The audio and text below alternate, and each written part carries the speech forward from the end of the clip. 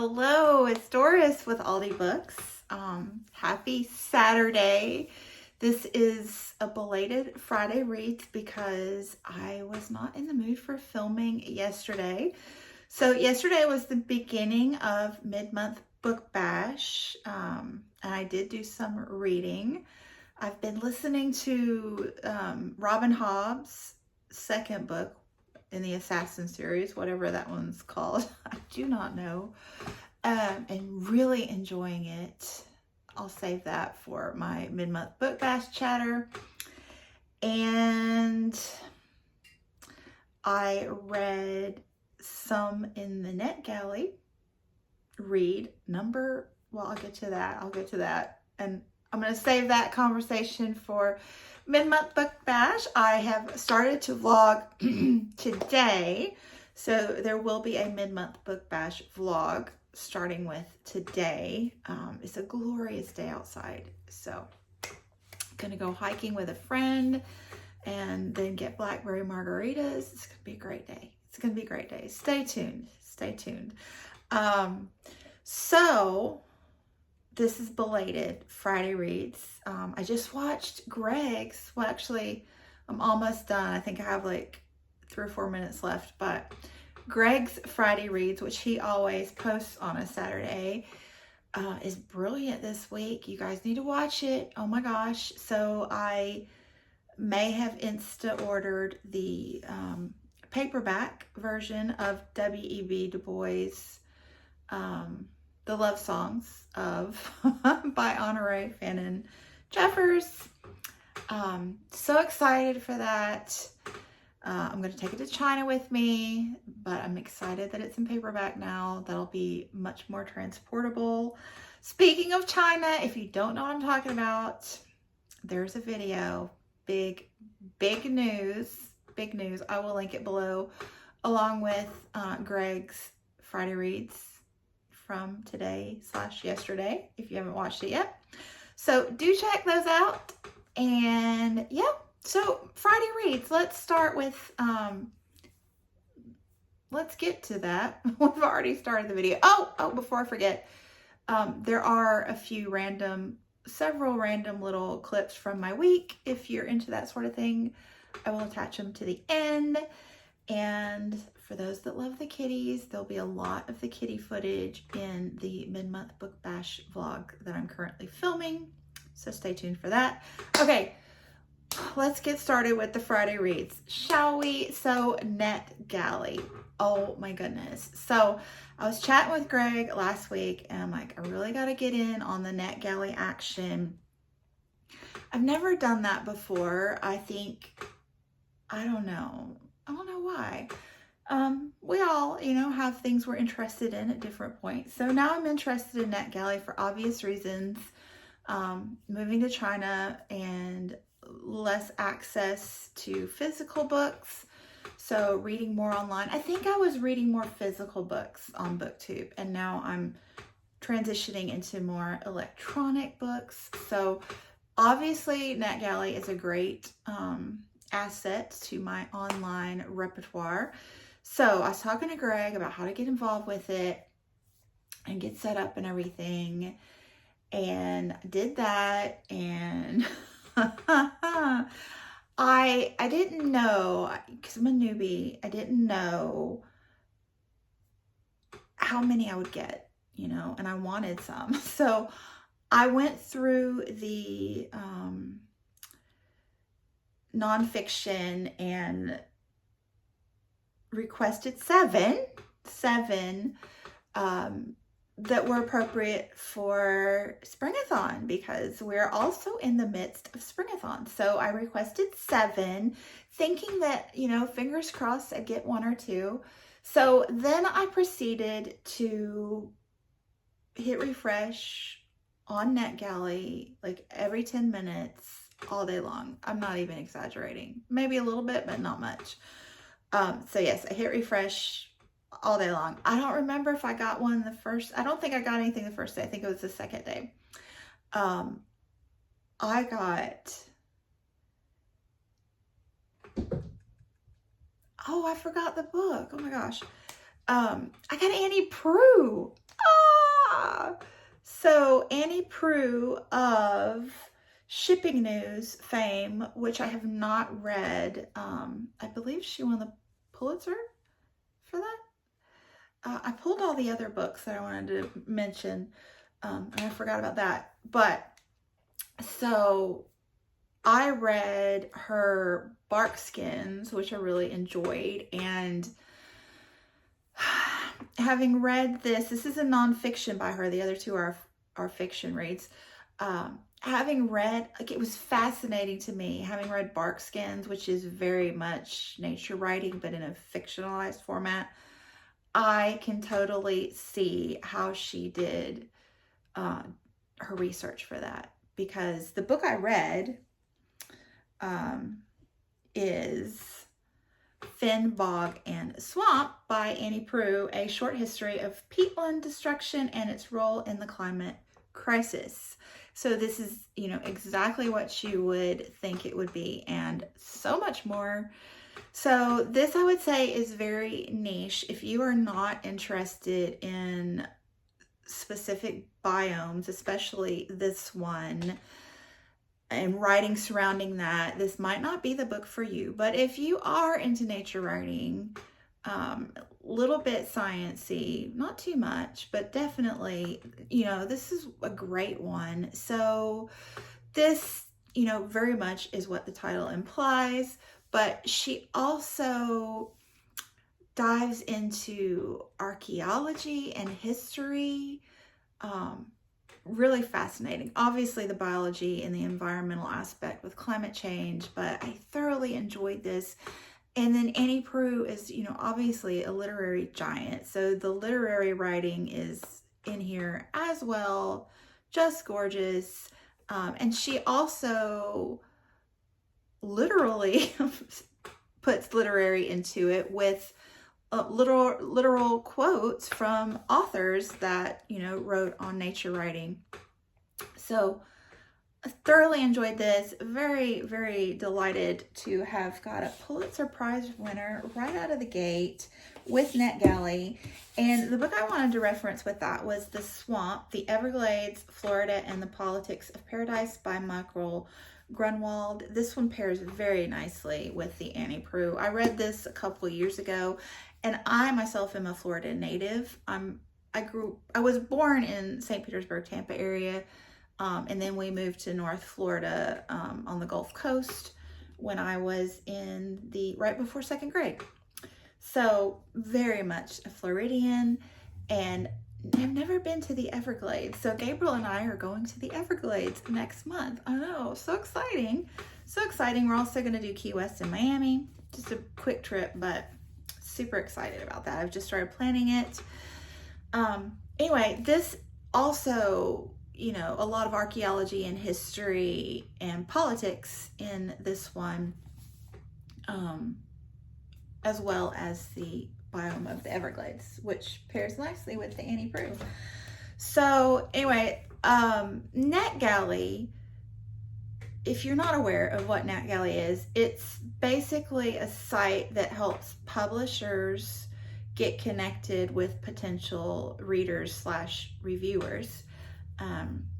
So you get books, and based on, how you're reviewing them and able to present them to a wider audience.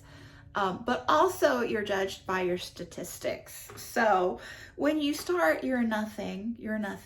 But then as you get books, access to them, you get a percentage point based on how many you've been given versus how many you have read and reviewed. So you start out as a nothing, and then when your first book arrives, you become a 0%. So that was quite stressful for me. I'm a little bit of an overachiever. So to be labeled a 0 when they tell you that 80% is what they like to see. Yeah, so I read just maniacally, starting last week when I got my first book. I just forget what day that was. So I just powered through that book, nonfiction book, Fen, Boggs, and Swamps, in I don't know, a couple, 3 days at most. And was just, I felt like I had arrived. Like such an achievement when I finished it and reviewed it, and I was 100%. I was like, yes, I did it. I did it. And then I went back to frantically, you know, refreshing on the apps to hope I got another book because it was so fun and exactly what I wanted to read in the moment. It was exactly what I wanted to read. So then the next day, I think, after I finished, I got another book. I was so pumped. And it was the first book that I requested. Just a very book. So this will tell you my personality right here. I just randomly found it on the website, scrolling through the nonfiction they recommended me. Butts, a Backstory by Heather Radke. So, yeah, this book is all about butts, okay? All about them. And my boyfriend, I have a boyfriend. You can check out the video. Oh my gosh. So he's like, I didn't know there could be so much written about butts. And I'm like, right. So this book starts out, you know, right in my humor niche with some titillating scientific phrasing around the butt, like, you know, puns galore. Just, I had several good chuckles over that. So it really amused me.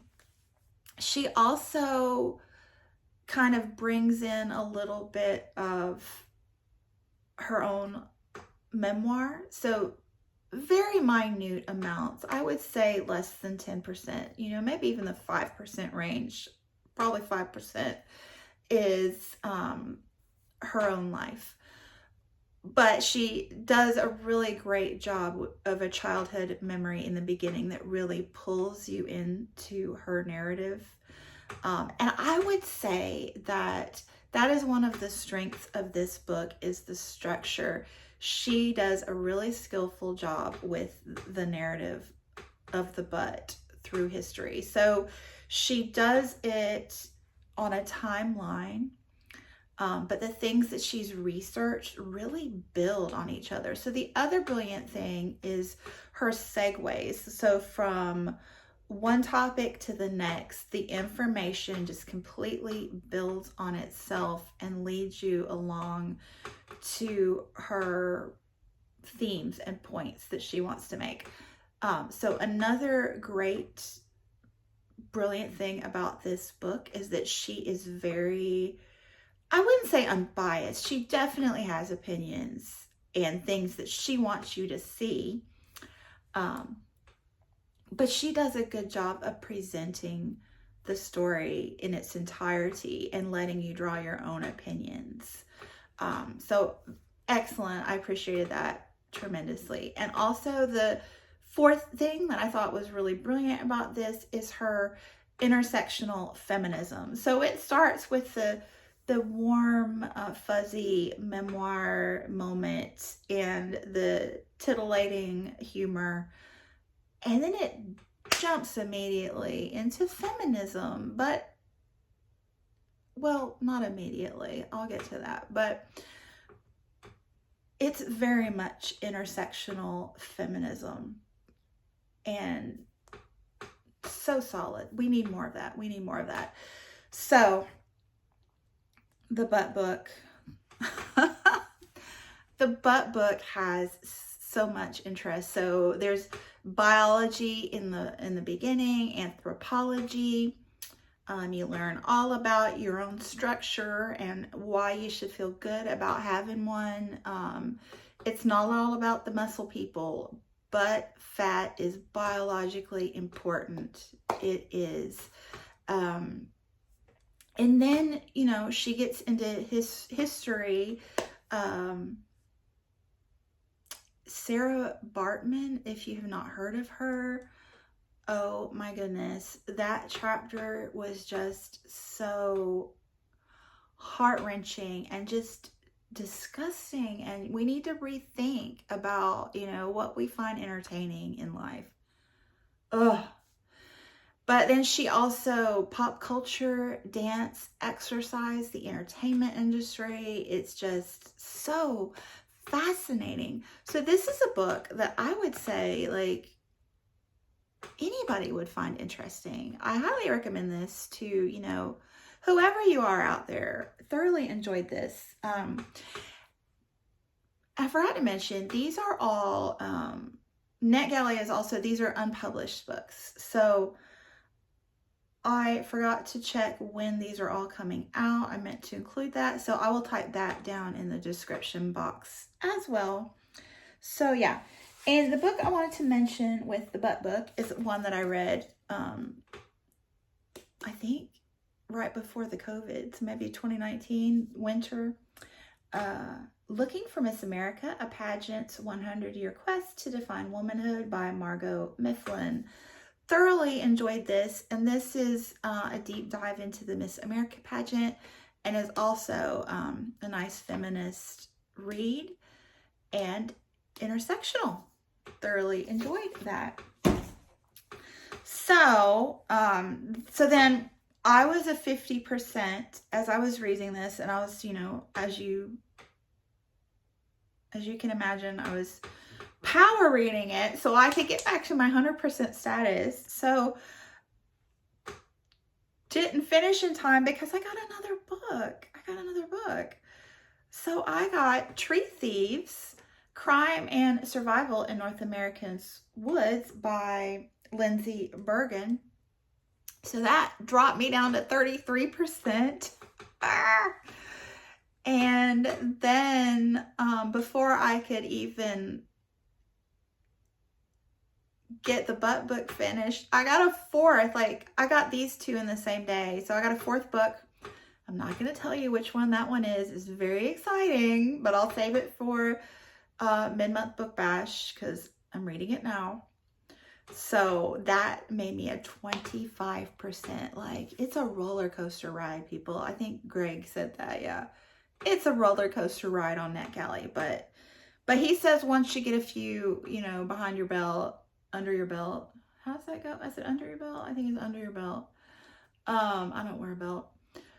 Then it just doesn't jump around as much. But anyway, Tree Thieves is about the logging industry, Pacific Northwest. So most of it is concentrated in Northern California, and some in Canada as well. And then there's a little bit of talk about New England woods, and then also in the end there's a section about the Amazon as well. But the logging industry, environmental impacts, climate change, all of that. But also, again, I mean, these were great books. These were great books. Lindsay Bergen does a great job of not only considering the environment, but also considering the people. So she looks at the cultural and economic impacts of environmentalism, of, you know, designating these lands as state parks and the impact that that has on the communities. So it's very complicated. Life and the preservation of life is very complicated. And the preservation of lifestyle and, you know, better ways that we can go about preserving our environment and our culture. So this book, Pacific Northwest, so I believe, again, that this was the last big trip Gabriel and I took pre-COVID, but we went to the Pacific Northwest. We flew into San Francisco and stayed there a couple days across the street from Chinatown. Just fun. Then we rode the metro out to Oakland, California, and rented a car and drove up through Northern California, the Redwood National and State Parks, which is what this book is concentrated on, and then up through Oregon and Portland and Seattle, and flew home from Seattle. I got to meet in real life Joe Smith and Stephanie from Time to Read, and Adam from the now defunct Memento Mori. But anyway, that was a great trip. But I mention it, I mean, because it fits. I saw the Redwoods. Oh my gosh, that was like bucket list along with the Everglades. But like, blow my mind.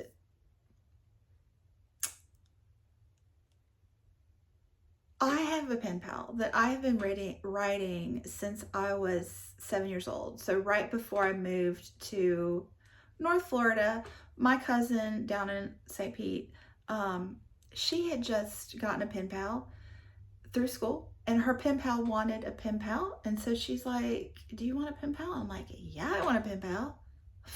Yeah.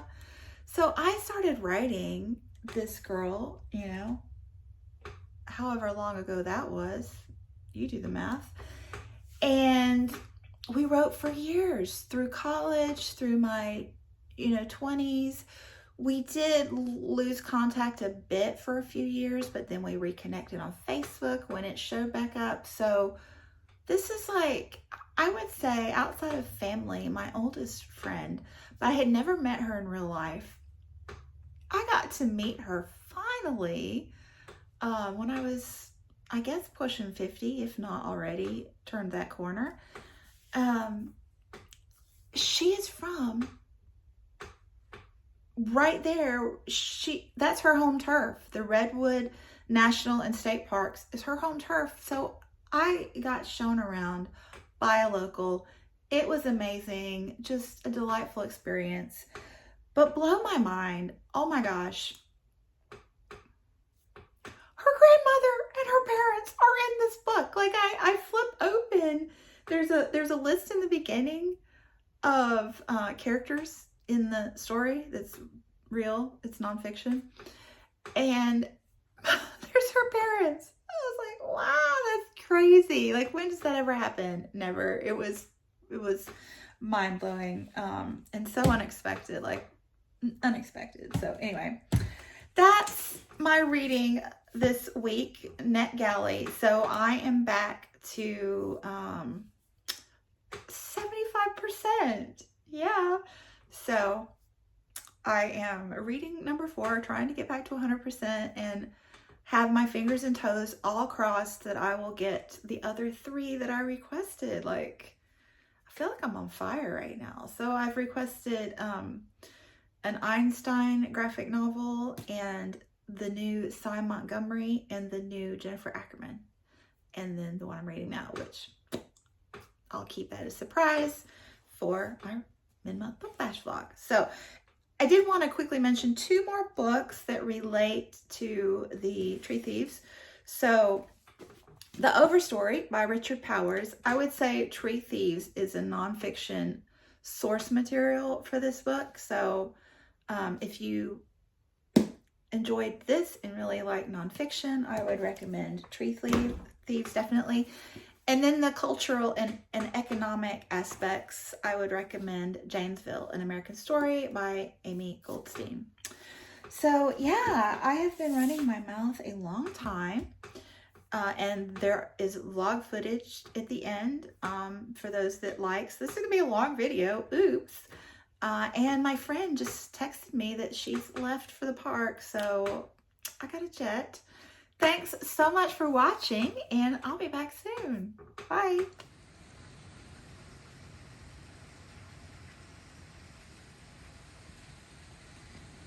I don't know if I'm going to get to run or not.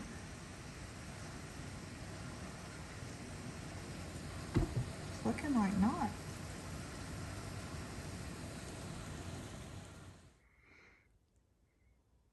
need to quit interrupting my sleep.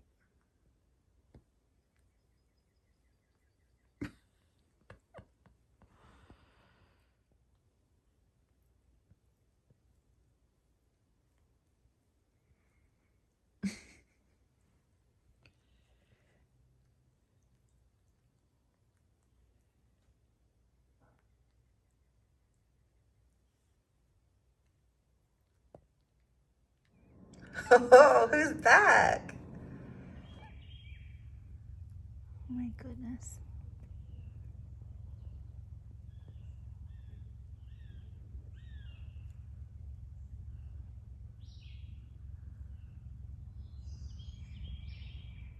Did you see there's some crazy people out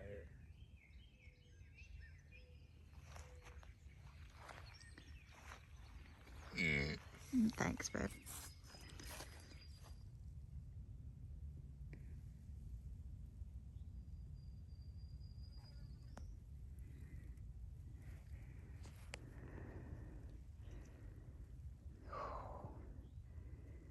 Thanks to my baby for helping me find this. Wow. Happy day.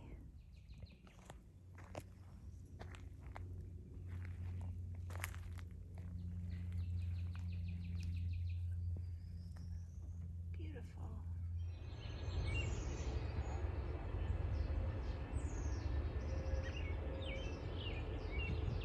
Robin. More treats for the treat drawer. So satisfying.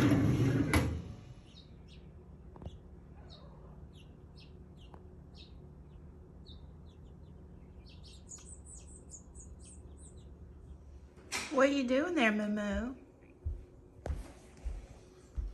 You showing off your belly?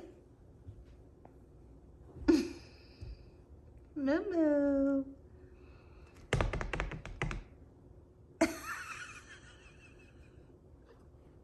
Oh my goodness, they restocked with my favorite. In the drawer you go.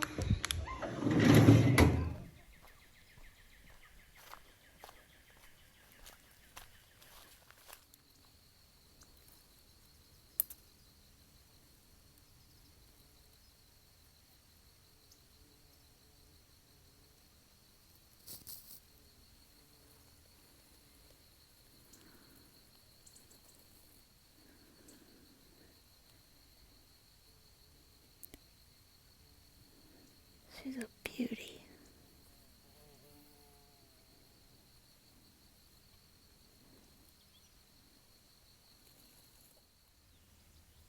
These are like little fairy cakes.